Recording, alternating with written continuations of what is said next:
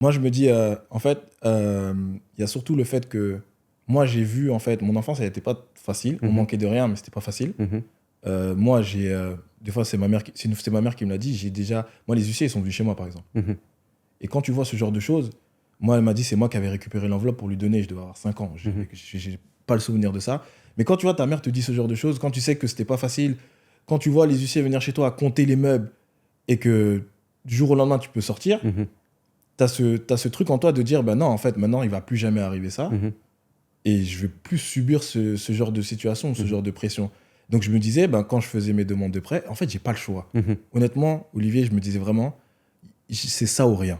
Ok. Tu vois, donc c'est vraiment marche ou crève. Il n'y a pas d'autre choix. T'as pas d'autre option. Tu fais ça ou sinon, c'est pas possible pour toi. Donc finalement, ces 14 noms que tu prends, finalement, c'est des noms positifs parce que finalement, ils te permettent de t'améliorer Tu vois, pour que quand tu arrives au 15e, quand la personne elle te pose toutes les questions, tu as toutes les réponses. exactement. Je dirais c'est un petit peu comme aujourd'hui. Bah oui, c'est ça. C'est en gros, tu sais, tout entrepreneur, on te demande ton business plan.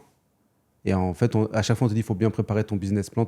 Mais en fait, toi, tu as préparé ton business C'est plan ça. avec tous ces rendez-vous-là, C'est quoi. ça, parce que on me dit non, il faut que je sorte avec quelque chose de positif. Donc, ma dernière question, ça a toujours été, donc, qu'est-ce qui allait pas dans mon dossier? Mmh. Toujours. Ah, là, monsieur Diallo, vous m'avez dit ça. Là, c'était pas très clair. Là, les montants de rentabilité, il faut revoir parce que je pense que vous êtes trompé. Ok.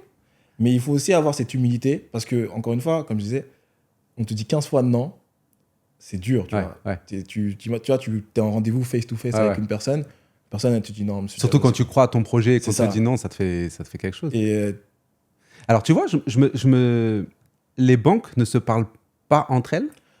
non, pas en Ah, France. ok. Pas en France. Ah, elles se parlent entre elles sur un système quand tu fais un prêt. Et tu as deux systèmes. Tu as le cautionnement, donc une société qui va se porter caution, Mhm. ou l'hypothèque. Mhm. Si c'est une société qui se porte caution, c'est la même société pour la plupart des banques. D'accord. Donc c'est là que, en fait, cette société-là, vu qu'elle se porte caution pour toi, elle va demander est-ce qu'il n'a pas un autre prêt à notre banque. D'accord. C'est comme ça que tu peux savoir. Si c'est D'accord. une hypothèque, c'est pas le cas. D'accord. Et d'ailleurs, on va y revenir après. C'est comme ça qu'après, j'ai pu acheter plus. D'accord.